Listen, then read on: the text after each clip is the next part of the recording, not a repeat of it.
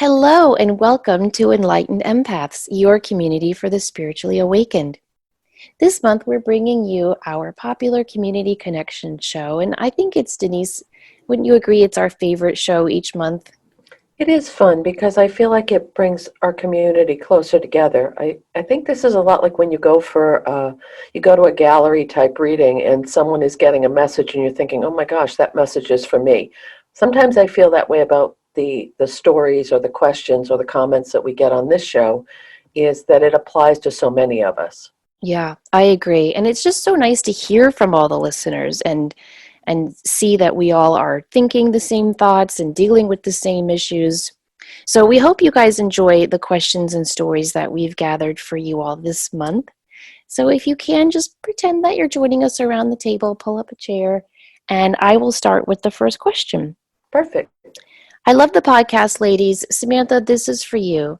I just listened to the recent podcast episode on sound healing. You made a comment about the You Are My Sunshine song and how you didn't like it and wouldn't sing it to your girls. Well, I don't like it either. So I've been singing my own version of it to my daughter since she was born. She's 7 now. Here it is. It's sung to the same tune. Okay, guys, I'm not going to sing the song to you because your ears would bleed, but I will read you her words.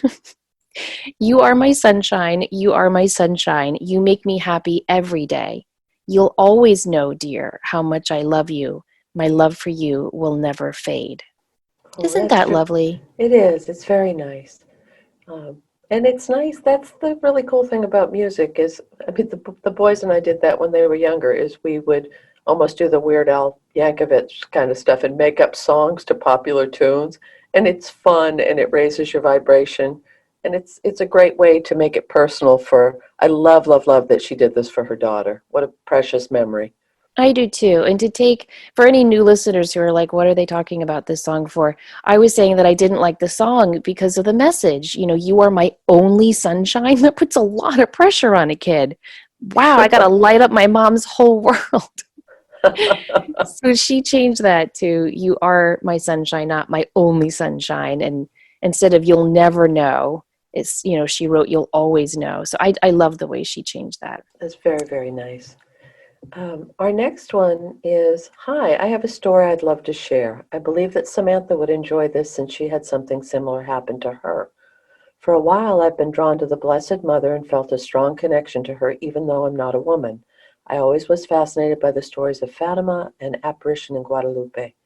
One day, I went to the mall and was drawn to an amulet of Mother Mary, which I now know is referred to as a miraculous medal. I didn't have enough money financially to acquire it, so I held off, but I know I wanted it. A couple months passed, and I looked for the medal but couldn't find it until one day I went to a store where I was able to get that in a chain at a discounted rate. I loved my new medal and wore it every day until one day the chain broke.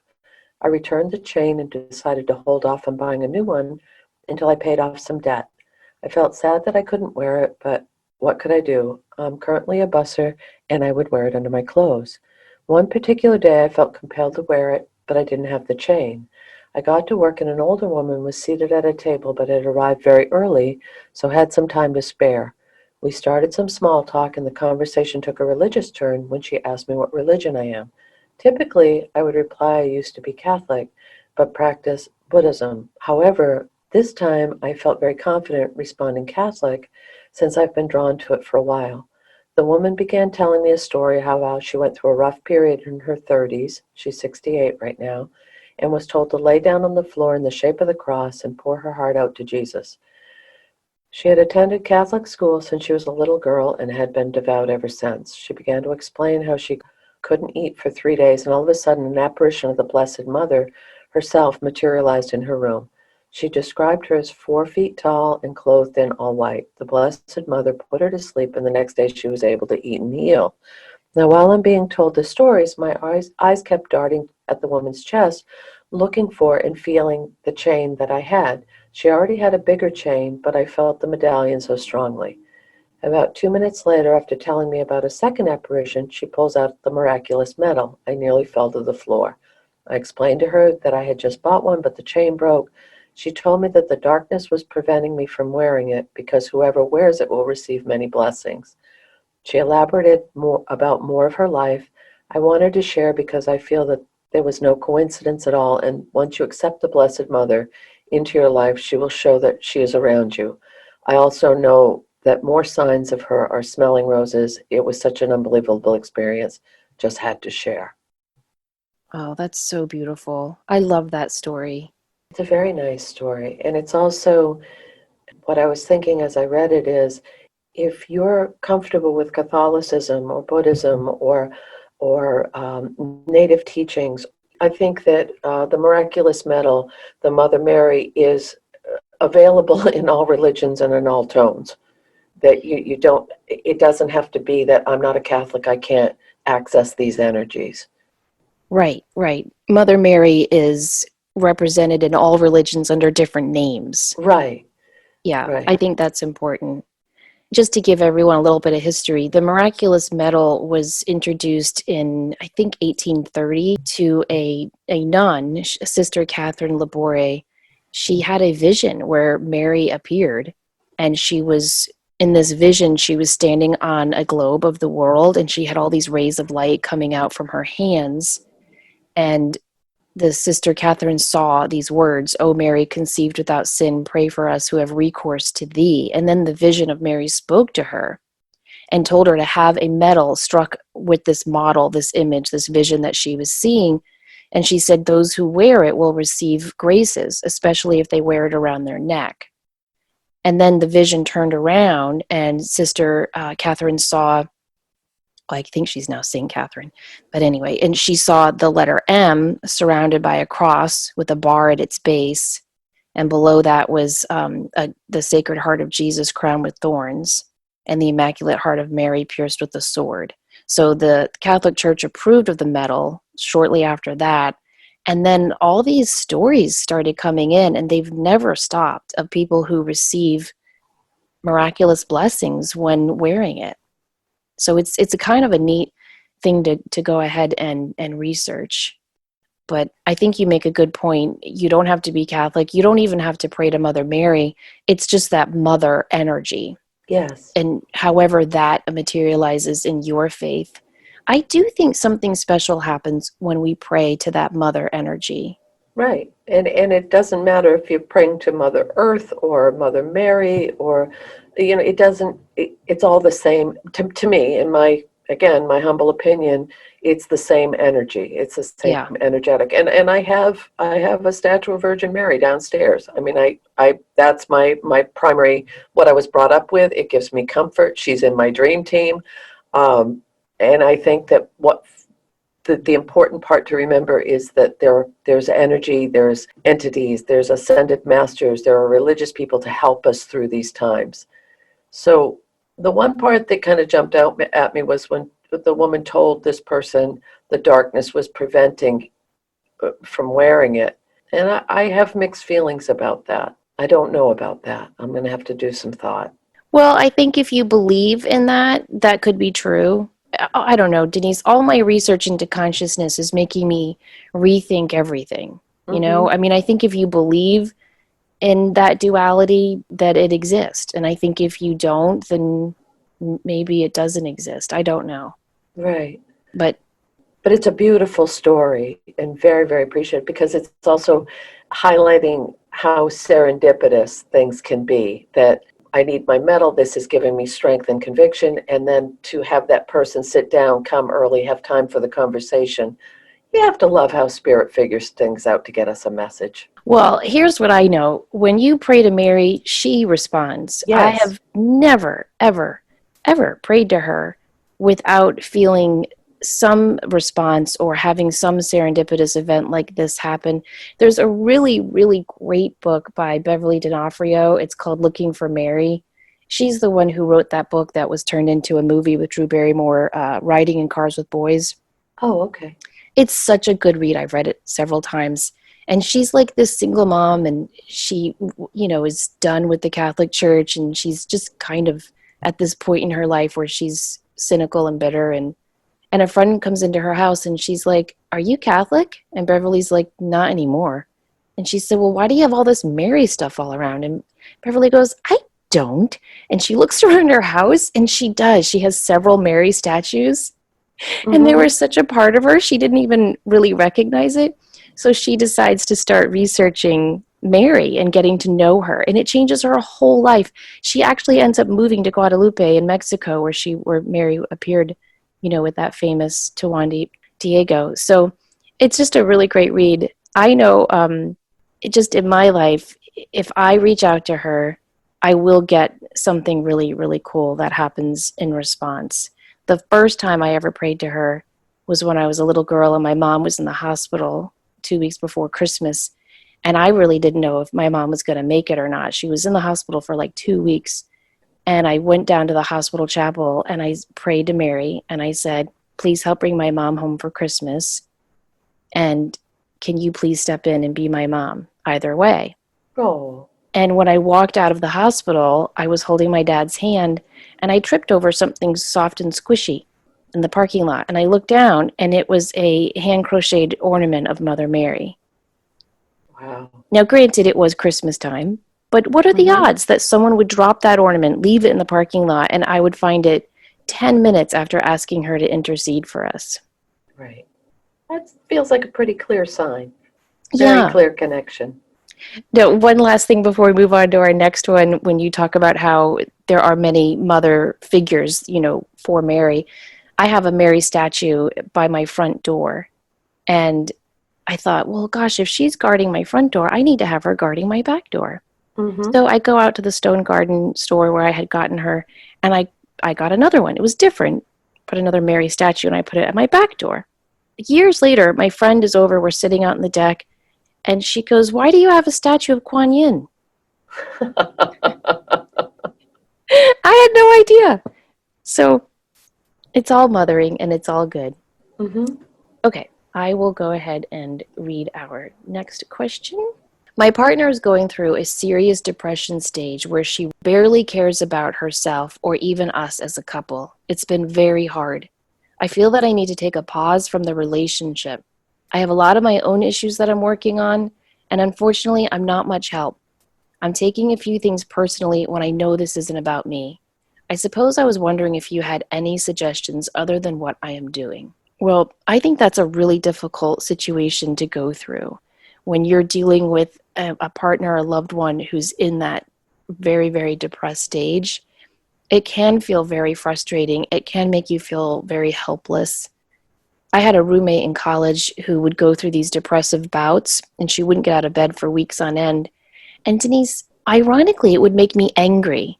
Mm-hmm. And I don't even know if that's a normal response, but I cared about her so much, and she was so fun and loving, and when she would get in those moods, we would try so hard to get her out of them, and it was like she resisted us, and that would kind of make me frustrated and angry until I started coming at it with compassion and just instead of saying to her, just get out of bed and come join us, I just tried to look at her with compassion, and I would just say, can I get you anything? Do you want someone to sit with you? Do you want to watch movies? Or do you just want to be alone? Like, you let me know. So I Mm-hmm. would check in with her, but I would just kind of leave her alone. But we all did get together towards the end of that semester, and we had a bit of an intervention. And she did end up going to see a therapist, and that helped. But the therapist did explain to her that this was probably something she would deal with on and off the rest of her life. And I think that's a really hard thing to hear, whether it's you dealing with it or you, the partner. I also think it's important that depression is a very insidious disease and no one is exempt. It doesn't have anything to do with your address, your bank account, who your family is. Anyone can be impacted by this. It's also a sense of hopelessness and loss and grief. And I'm saying this because there are some dear people in my life that suffer from depression. When I was much younger, I had bouts of depression, not to the point of it being debilitating, but to the point where it impacted my life. And I think another really strong consideration, especially for the people who are listening in our audience, is that a lot of times, if you are a highly sensitive, intuitive, empathic person, depression can be something that you face. because you are so highly sensitive, and you may suck up so much of other people's things that it may not even be your stuff, but can be a catalyst to falling in that hole. And for so many folks, it seems like the answer is to throw medication at it, or you just need more exercise, or you don't. And for those around someone with depression, it is it's a helpless feeling. It can be annoying. It can be, why won't you try? Why won't you at least get up? And I think we need, as a society, to be more patient, but also to reach out to the folks that are suffering and help them make it okay, or help them find their peace with it. So when you said that it could be a lifelong affliction, very much so, but I also think that as sensitive people, we can be hit with that more often than not. Yeah, and I think for the loved one, it's so frustrating. And she's expressing that she wants to take a break, and I understand that. And I think as she's going through this with her partner, she needs to take care of herself and check in with her partner. So it needs to be a very careful balance where the partner doesn't feel abandoned or neglected or betrayed because of her depression, but the listener needs to still focus on herself.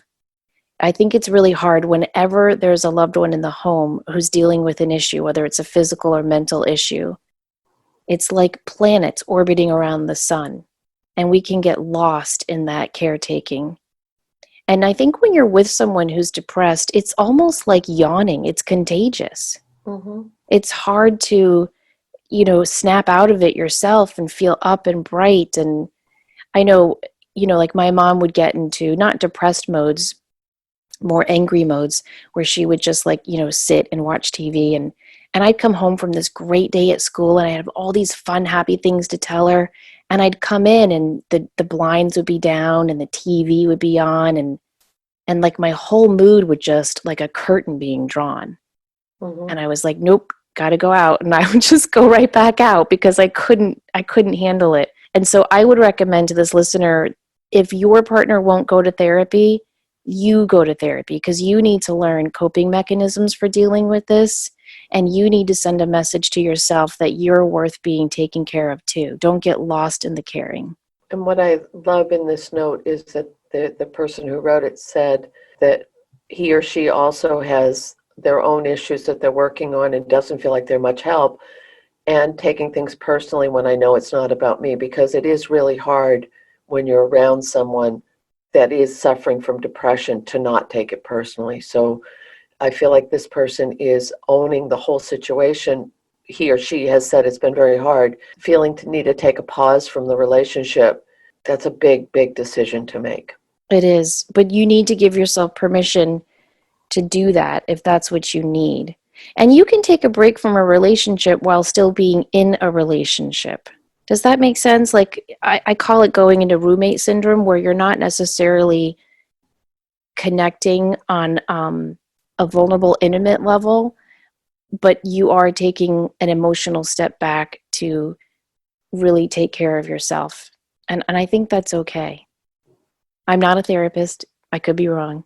But I just think you have to learn how to take care of yourself in those quicksand type feelings of situations.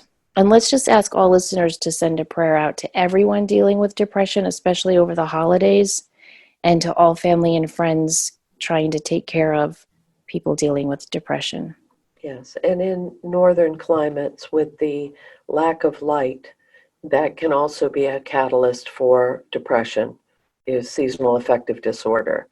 And just as a note, if you are suffering from that and you're in a climate where there isn't enough daylight, I highly, highly recommend the happy light and the full spectrum light. It hits the cones in your eyes and it tricks your brain into thinking that you're getting enough sunlight. So it's something to consider if this is an issue for you or someone you love. Okay, let's take a quick break just to remind people who we are, and we'll dive back into the questions. You're listening to Enlightened Empaths with Samantha and Denise.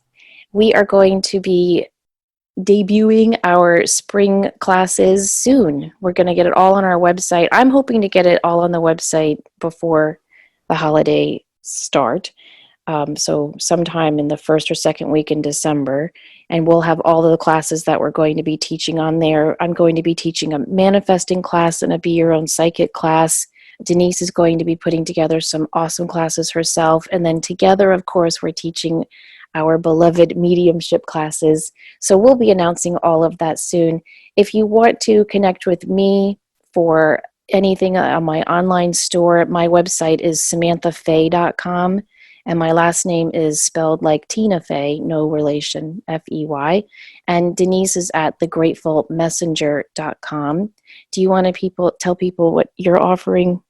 I just wanted to mention that Jen Edwards from thankgoddess.org is going to be offering an amazing introduction astrology class. It's a beginner's class to help you learn to read your chart. It starts January 19th. It's all over Zoom. It's for an hour and a half on Sundays. And it's $177 if you do the early bird prices before December 25th. It's only $222 after that. And all the video and worksheets are emailed after the class, so attendance isn't required. So if you're in a different time zone or your schedule is really packed, but you'd really love to learn some intro astrology stuff, Jen's your lady, and this could be an amazing opportunity. So if you want more information, you can go to thankgoddess.org.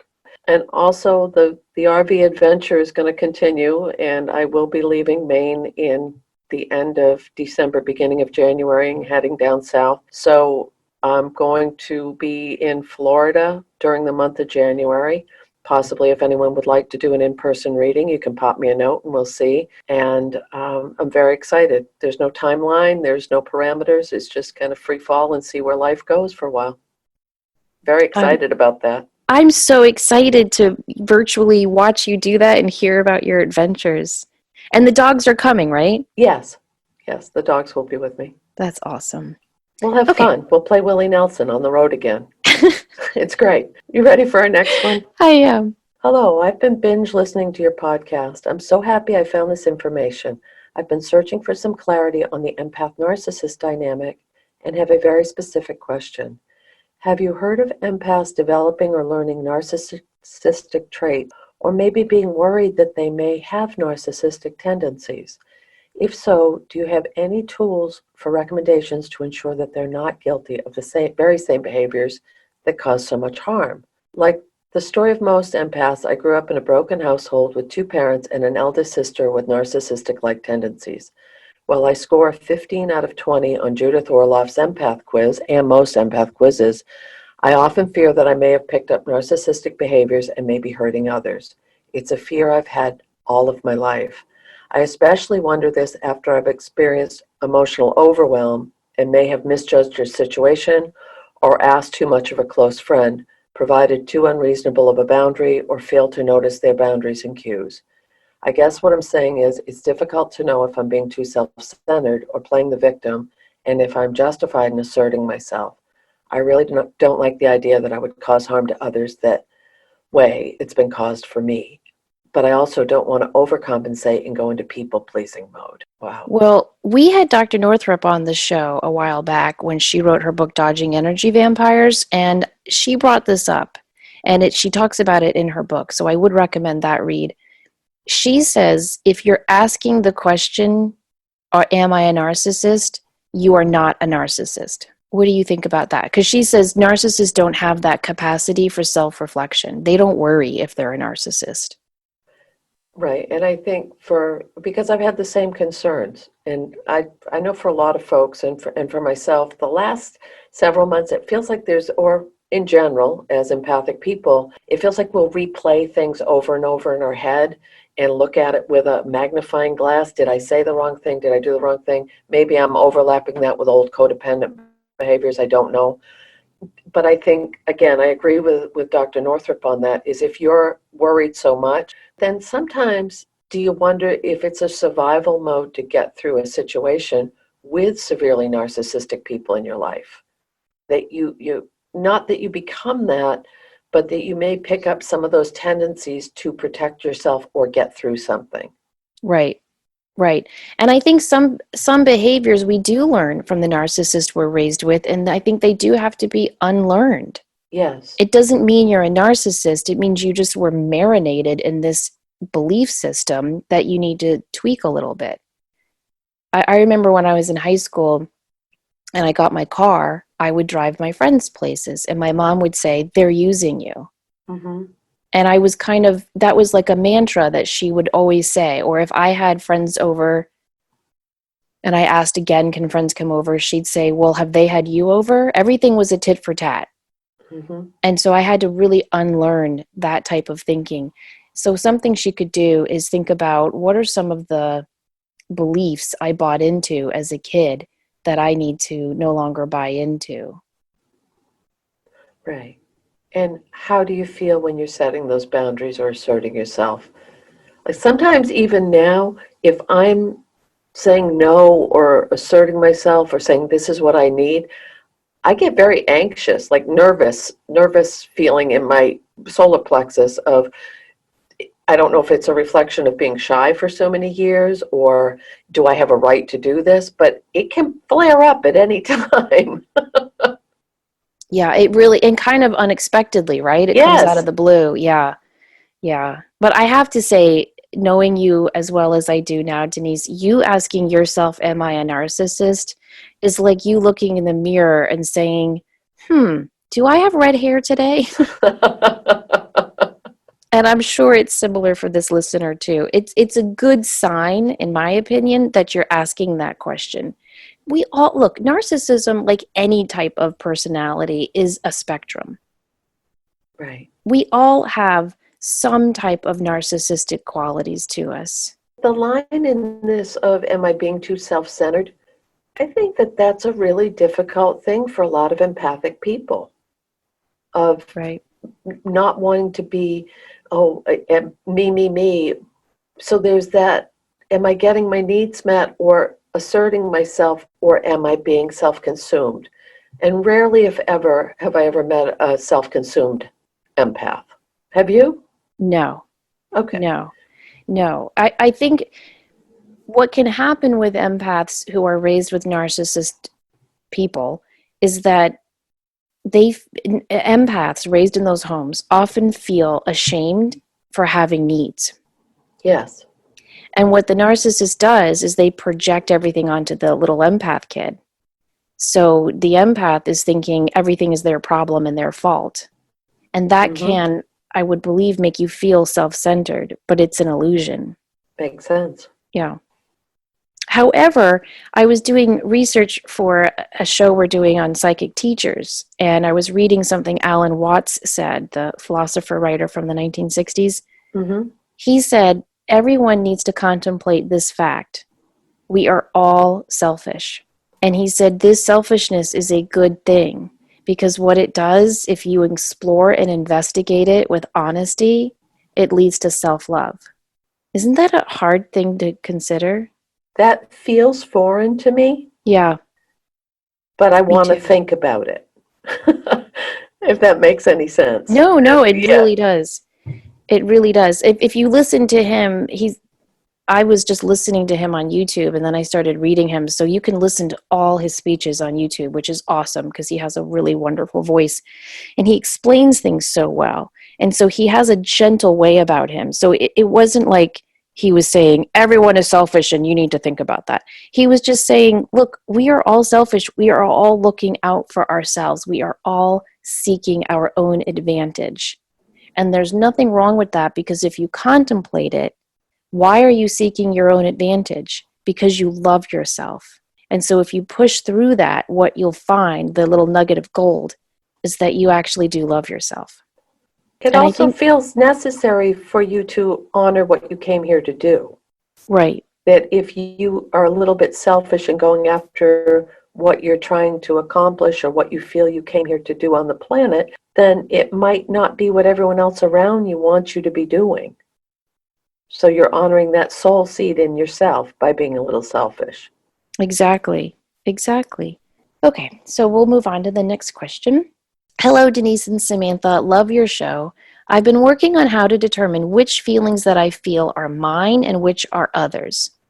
Recently, my husband and I met with a potential backup sitter for our kids.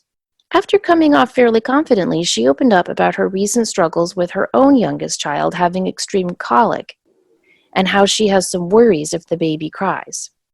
While she was bringing this up, I had an overwhelming feeling of anxiety. I wasn't feeling it initially, it just felt like it completely absorbed my body. I was on the verge of hyperventilating as we left. The feeling absolutely stayed, but dissipated as we drove away from her. I've been wearing crystals such as black tourmaline for protection, but I've never felt this intense feeling. When such a strong emotion comes on suddenly, how can I stop it? While we liked this potential babysitter, we ultimately decided to go with someone else. Well, Denise, when I read this first, my first impression was that's mama bear intuition. Mm-hmm.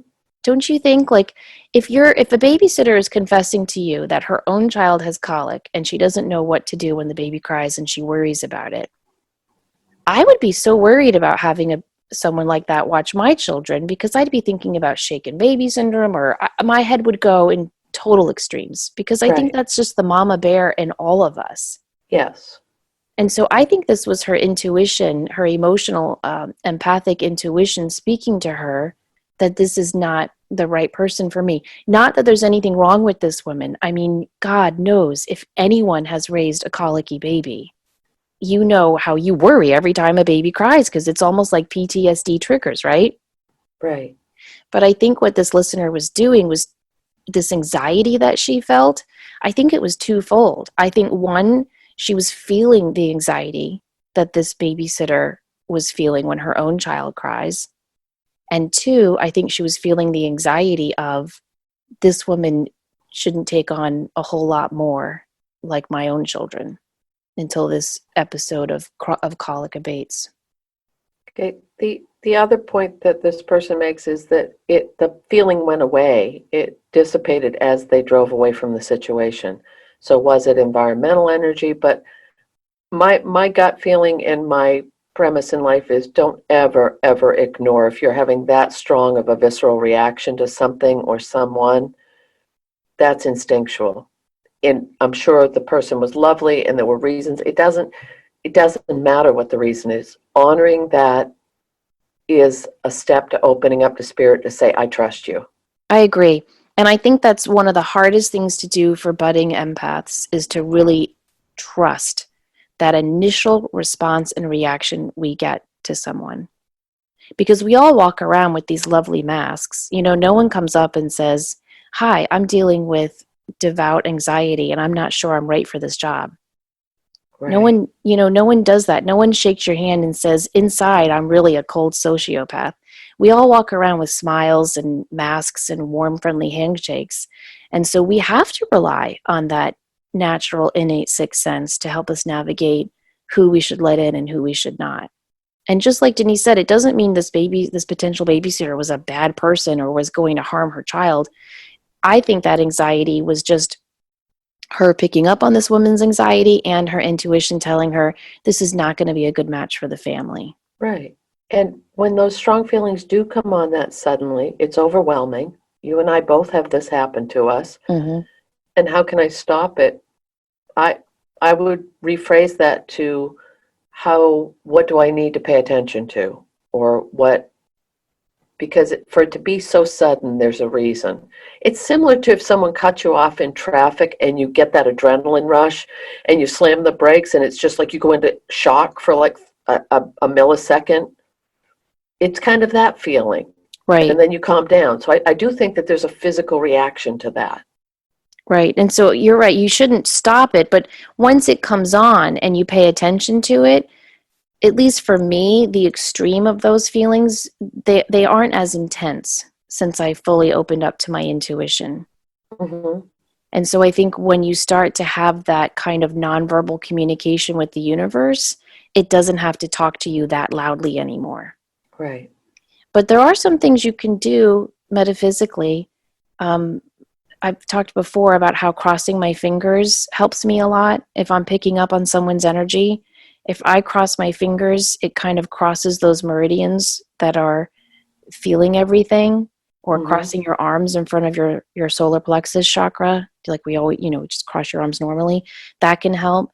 Shaking it off when you're like, if you're in the car and you're driving away, just actually shaking your hands to kind of shake the energy out, and breathing deep belly breaths. They really help us process those emotions. Those deep yoga breaths where you inhale and you expand your belly and I'm a you big fan of fully the exhale. breathing. Me Very too. big fan of that, yes. Breathing's good. So Hmm. we hope that helps. You ready for the next one? I am. Hi, Samantha and Denise. Thank you both for all that you do. Your podcast is wonderful and inspiring. My question is with regard to manifestation. My husband and I have a beautiful, almost 4-year-old daughter, conceived naturally, and have been trying for over a year for a second child. I'm what is considered in the medical field as advanced maternal age because I'm over 40. I've gone to see 2 reproductive endocrinologists, and while they both diagnosed me with unexplained secondary infertility, the first was adamant that I would never get pregnant with my eggs and needed IVF and donor eggs. This sent me spiraling because up until that point, I truly felt that would happen for us naturally. The second specialist is much more positive and has a plan in place to move forward. As a side note, I've had several psychic readings in the past 3 years, all of which has pointed to having another child without my asking. 2 different readers said twins. I'm generally a relaxed individual, but it's taking way longer this time and I'm beginning to lose hope. I meditate, have crystal grids, and as a good patient, I follow all of the suggested dietary and exercise changes. I can't remember where I found this information, but I remember reading that if you try to manifest too hard, it becomes desperate and won't work. My other concern is that with manifestation, I'm to focus on the result and not worry about the how. So is my wanting to have this work as natural as possible interfering with the manifestation process? I keep thinking of that story, the man is on the roof in the flood and 3 boats come to rescue him. Each time he refuses the boat and says, "Nope, God will save me." Then he drowns and in heaven asks God, "Why didn't you save me?" And God answered, "I sent 3 boats. I'm just afraid of trying too hard to control the how and I will miss the boat. Thanks for any insight you can provide and thanks again for your show." And this is another very emotionally deep, volatile, vulnerable place is when you want a child so badly and there are some fertility issues. I've had someone close to me deal with this and it's devastating. It really is. It's devastating on a physical, emotional, and spiritual level. Yes. Physically, you have to deal with the hormone shots and all the effects of that. You have to deal with the financial cost of it, all the doctor's appointments. Emotionally, you have to deal with so much because I think there is this unspoken, innate cultural thing that says that's our job as women. Our whole body every 28 days is designed so that we can reproduce. And when someone says you can't do that, it feels so much deeper than just what the doctor is saying. And then there's spiritual repercussions because you think this is such a simple thing to ask. Why isn't this happening? Mm-hmm. And so I do think it's important to go through all of those emotions. However, I think she's answered her own question. I do believe that surrender is the only way to manifest the desired outcome. I have worked with a lot of clients who have dealt with this, and the mantra I always give them is the one I suggested to my sister when she was dealing with this, and that's one way or another, I will be a mother. Because I think that mantra helps you surrender the how. Mm-hmm. Because maybe a child needs to come to you in a different way. Maybe it is through a donor egg or through adoption or the process of IVF. Maybe it is natural. How many stories have you heard, Denise, of parents who have struggled with infertility and they adopt, and the minute the adoption papers go through, the woman gets pregnant naturally? Mm-hmm. I think that just shows how we have to focus on surrender, as hard as that is with something like this.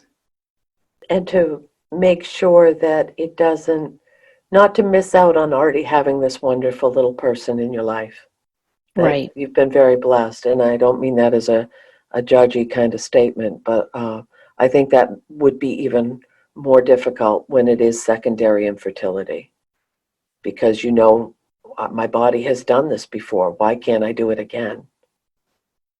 Yeah, I think that is hard. And it's hard to hear at 40 that you're post-maternal age or all those labels they throw at you. It's just so difficult to hear and to deal with, and we just expect it to happen naturally the way culture, TV, movies, books have always portrayed it to happen. And so that's always very, very hard. But I would just suggest that she open herself up to having this child in any way that the universe wants to provide this child to her. And once she opens that door, it allows for all the possibilities, natural and IVF and donor eggs. But if you're just holding on to that one thing, it can close some other doors. Okay, our next question says, one of your episodes recently resonated with me was the one about being the child of a narcissist. I've been struggling with my relationship with my mother, and I've been wanting to speak with a therapist or someone about it. I'd never considered that the issue could be she's a narcissist, but after hearing your podcast, it all makes so much sense to me. Back in June of this year, she told me via text that she didn't want to speak to me. I decided to write her a letter to express all of the things I've been feeling since I was a teenager. I'm 35 now and have a 21-month-old baby. My mom has been such a mess since he was born, and it just breaks my heart. She also stopped talking to me when I was about 7 months pregnant, but it only lasted a few weeks that time. Since I wrote the letter in June, I haven't heard from her. She doesn't even like the pictures of my son online, and one of the main reasons I'm putting them on there is just so she can see him growing up. I knew that she wouldn't want to hear everything that I wrote, but I needed to say things to her for my own self. I'm torn because I just can't believe she doesn't want to be a part of my son's life. But I'm also so thankful to not have to deal with her toxic energy. A part of me wonders if I need to just let it all go like I usually do, or if I should just let her reach out to me when she's ready to. I've come to terms with the fact that she's probably not going to change, and I don't even care anymore if she apologizes. I don't want my son to miss out on her, but I also want to protect him from her. I'm not sure if I'm asking for advice about my mom or if I already know that I've done what I can and she's not going to change, and that's okay. I plan to continue to listen so I can learn how to better use my gifts. Thanks again. Oh, that's such a difficult situation to be in. I think the fact that she has realized and recognized what her mother is, that's half the battle. Because for so long, just not knowing what exactly you're dealing with can lead to a lot of finger pointing at yourself. Is it me? Did I do something wrong? And realizing that she's just a narcissist is so freeing. Having the courage to write that letter, I mean, Denise, that takes a lot of courage, don't you think? Very much so. Very, very much so. I think having that self-love and faith and validation within your heart to say, I'm going to put everything you've made me feel on paper. I just think that's very courageous. I think more people should do it. And the fact that she hasn't responded, well, if you read books on narcissists, that's really, really typical. Because once they are confronted with their quote unquote crimes or abuses or whatever words you want to put in there, they'll do a couple of things. Some of them will just project it, mirror it right back to you. But very often they will just go radio silent and they will just block you out of their lives. And that's painful, but I think it's a good indication that you were heard. Yes. And I think another part to consider is if you're feeling that you need to protect your children so that they don't experience the same things you may have experienced, you need to honor that. And you need to honor that on a personal soul level, not because a lot of people have a lot of opinions about what you're supposed to do, and you'll regret this, or this is how you should do it. To me, that's very, very personal how you choose to navigate those waters. I agree. One thing that my therapist said to me when I was, because I'm always dealing with this debate, am I going to engage my mom on a daily level or not? And he said to me, no matter what you do, you're going to have drama. If you engage her on a daily level, there's going to be drama. If you don't engage her, if you pull back, there's going to be drama because other family members are going to be like, what are you doing? How can you do that? There's going to be guilt, recrimination, feelings of shame, feelings of remorse. He said, so no matter what you choose, you're going to have shit on your plate. Mm-hmm. Choose your shit. That's what he said to me. Right. And that was very freeing to realize no matter what you choose, there's going to be some type of not so great response. So choose the one that you can deal with right now. And for me, what I did was I always just kept my focus on my kids. And if anything pulled my focus off my children, it wasn't worth my time. Right. And that helped me to prioritize. So I would recommend that she honor this silence that her mother is gifting her with and let it be for now. Not forever, just for now. Let it be and ride this wave and focus on yourself and your beautiful son and enjoying creating memories that are positive and happy and healthy with him. And have some joy in not having this toxic energy in your life. It'll come back, trust me. But for now, try to enjoy it. Good advice. Thank you. Our next question is, hi ladies. Of course I have to start by going all fangirl for a moment. I absolutely love your podcast. I've learned so much from both of you and feel like you both get me. I can't tell you how many times I've been listening to one of you say something and I have the same exact response as the other has. Thank you for sharing your wisdom through this podcast. I was raised Catholic, became a born-again Christian at 22, and now at 49 I'm going through a major spiritual transition. I'm still a Christian, but I'm questioning some of what I've blindly accepted. I was hoping you could offer some insight, opinion on something that happened to me recently. On an older episode, you were discussing how beds hold on to energy. My bed was purchased during my first marriage, and my ex cheated on me in it. I'm long over that, but I wondered if the bed wasn't hanging on to some deceitful energy. The next time I went home, I'm a truck driver and gone for 3 or 4 weeks at a time, I decided I was going to smudge the bed.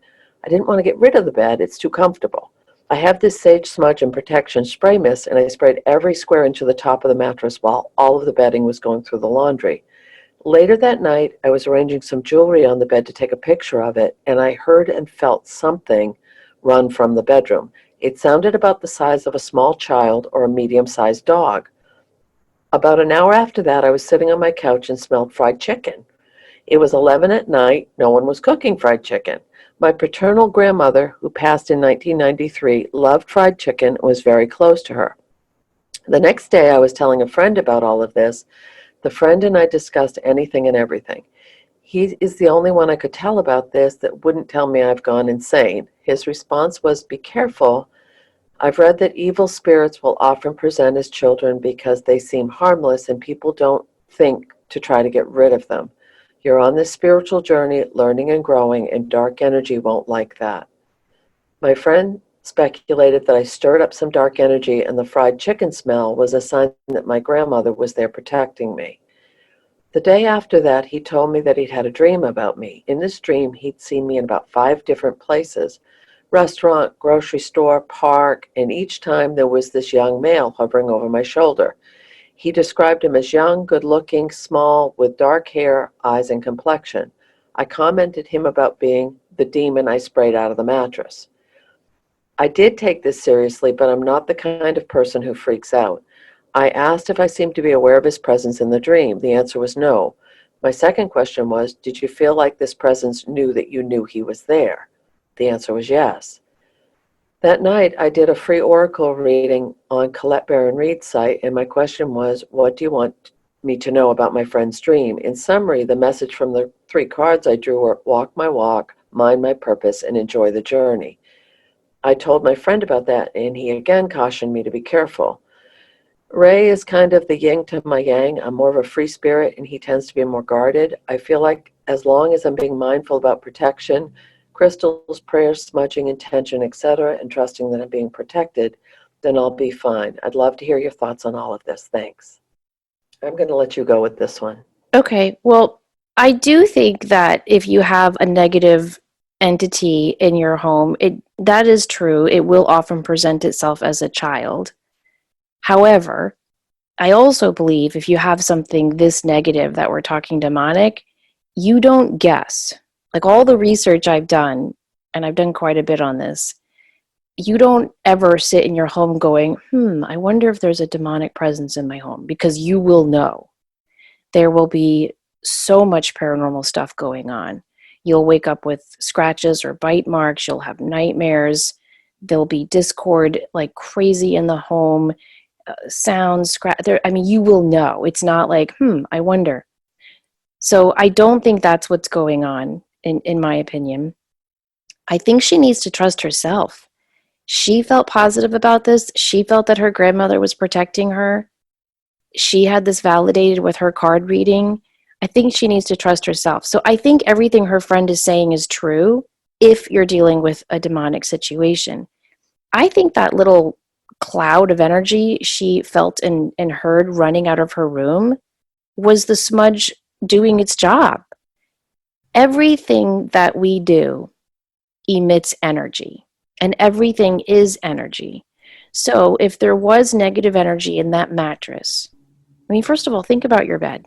I don't know about you guys, but when I lay in bed at night, that's when I worry, right? Like throughout the day, I'm like, ooh, to do. And then when I lay in bed at night, it's like, ooh, did I get this done? Did I get that done? What am I going to do 20 years from now? I worry. And so all of those worries go into my mattress. Do you believe that, Denise? I do, and I've worked really hard to not do that anymore. Like it happens. I think we all have those 2 o'clock in the morning. We wake up and it starts spinning out of control. But I've really, really worked hard over the years at trying to separate sleep time and rest time from lifetime. Yes, and I think that's important to actually work on that. But don't you agree that it's usually at night? It's not when Oh, you're eating yes. lunch with your friend or you're working or you're driving here or there. It's usually at night when you're on your bed. So I think in addition to the mattress holding all this energy from her ex cheating on her, it's also holding all the energy from her grieving that adultery, grieving being alone, grieving starting over again. And I think when she intentionally set out to smudge that mattress of all that negative worry and energy and fear and sadness it had accumulated, that energy is a thing. And it accumulated into this little cloud that ran out of the room because that's what the smudge had it do. And I think her grandmother too. Well, that's what I was going to say. Smelling fried chicken, that's a lovely, that's a lovely sign. Exactly. Yeah. Especially since that's what her grandmother loved or his grandmother loved. That what a beautiful, beautiful way to know I'm here, I'm watching out for you, it's going to be okay. Exactly. Exactly. So I think he needs to trust what you're initially feeling, which is I got rid of this negative energy. My grandmother's here protecting me. I am okay. So I'm not negating anything, that Ray said about this No, situation, because I do think that's all very true, that dark stuff can hide and all of that.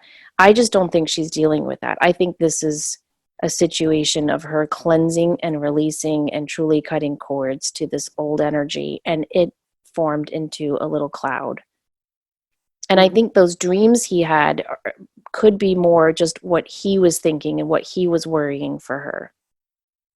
that makes sense. Okay, our next question says, thank you for this week's show. Recently, I had to go home to Ohio to help my parents after my aunt had died. My relationship with my dad is like yours with your mom, Samantha. It was the repeats of your show that helped me get through. At one point, I wasn't even sure my mom would allow me to go back to Florida. I'd not been back home for 15 years. This summer has been very bad with my parents' health, and my mom was suddenly acting as nasty towards me as my dad had always been. I really have no one to talk to about this beyond a shallow level. where standing up for myself is frowned upon and I'm wrong in cutting ties for my own peace of mind. But the steps you all talked about in the show, I had mostly worked out with my guide and spiritual team. It gave me peace of mind knowing that taking a break was the right thing to do. You all are awesome. Thank you for sharing the light. Denise, I just thought this was such an important email to share because this is something I have dealt with in my own life, and I've seen clients and friends deal with this too. When you stand up for yourself, it is frowned upon. When you decide to cut ties from a toxic relationship, it is judged. And I'm just really happy to know that some of our shows have helped alleviate or change some of that instinctual judgment and frowning that goes on when people finally stand up and say, no, no more. Right. It's also when your parents are involved, you're dealing with all of these issues, but also the ingrained patterns, if you grew up where you always respect your parents no matter what. I mean, that's bringing out the inner child stuff as well as the adult needing to set boundaries or cut ties or take care of yourself. It can be a very lonely, overwhelming place to be. Yeah, it really, really can. And there are very few people who truly understand what it is like to be in a situation like that. And so I understand what this listener says, I really have no one to talk to about this beyond a shallow level. I thought that was a really good statement because so few people understand. The one thing I always say is every time a parent says something humiliating, mean, shameful to you, pretend it's a punch. Would you let someone punch you in the face over and over? No. And if you stood up to someone and said to a judgy friend, hey, I'm not going to talk to my dad anymore because every time I talk to him, he punches me.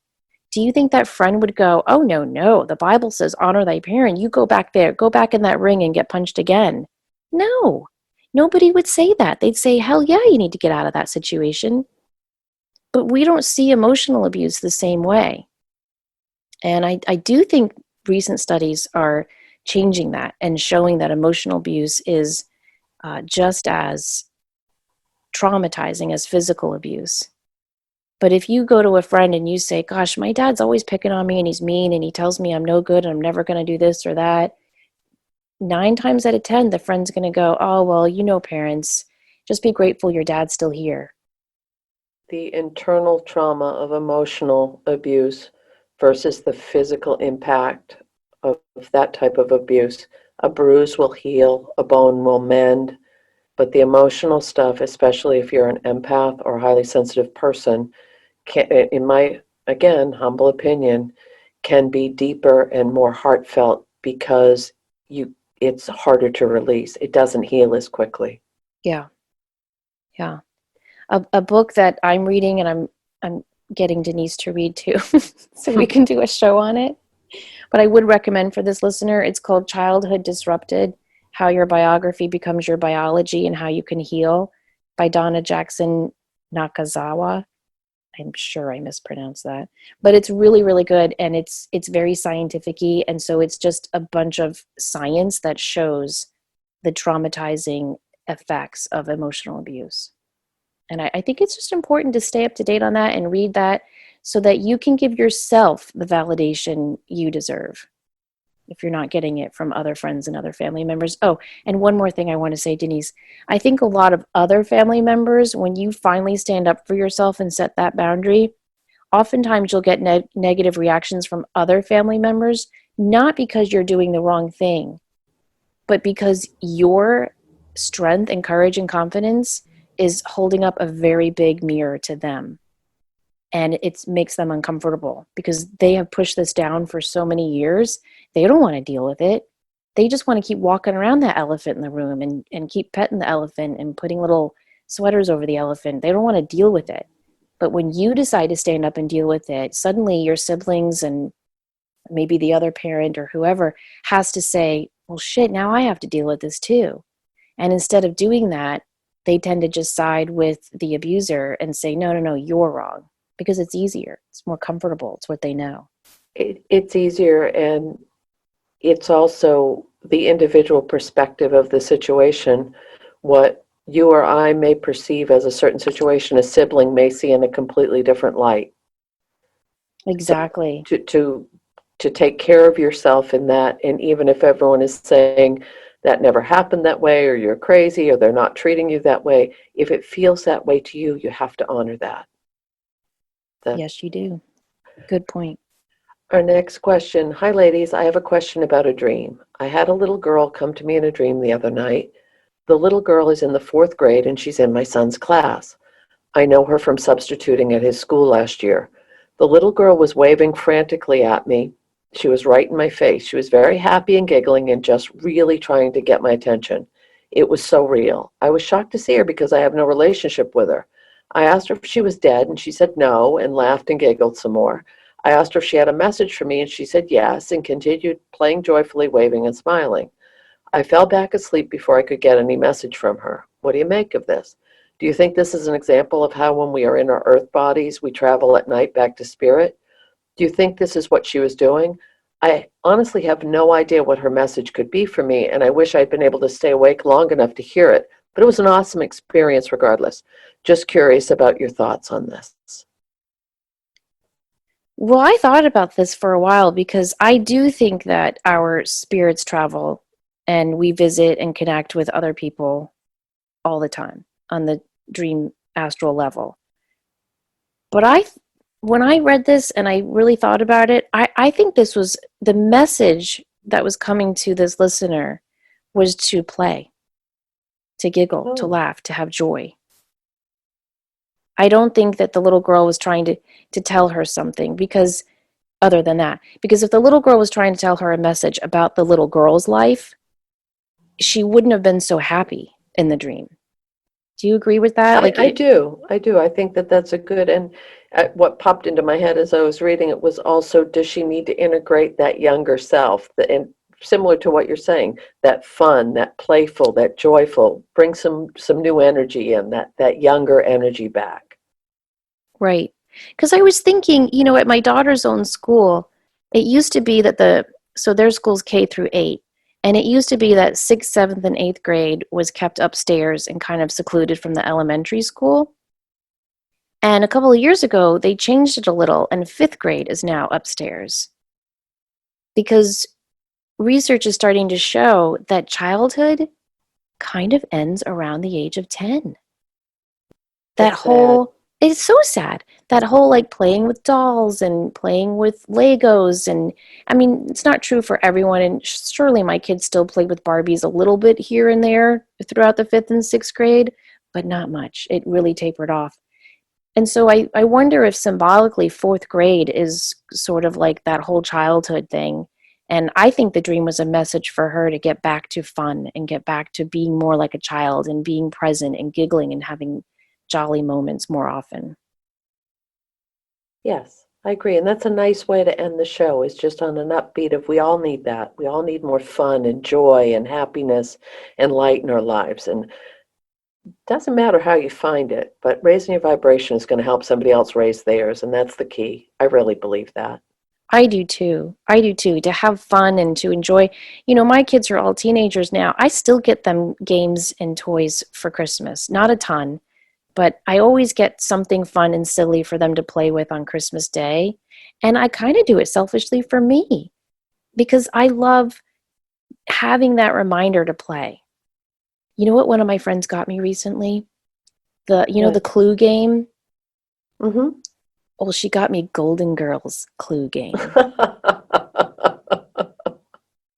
And so you have to find who hid Sophia's purse. Anyway, I love it. It's so fun. And I just think we do need to give ourselves permission, especially as we head into the intense holidays and then kind of the melancholy ending of the year type stuff. We need to give ourselves permission and schedule out time to just play, have fun, to dance, to be in the moment. So I hope that's a reminder, not only to that listener, but to all of us to have fun this month. So we hope you guys have enjoyed this and given you guys something to think about. If you have a question, a dream, a story, some insight that you'd like to share with us, please feel free to email us, enlightenedempaths@gmail.com, or you can message us on Facebook at Enlightened Empaths. Thanks so much for listening. Please remember, as always, show up, do great work, share your light. Take care.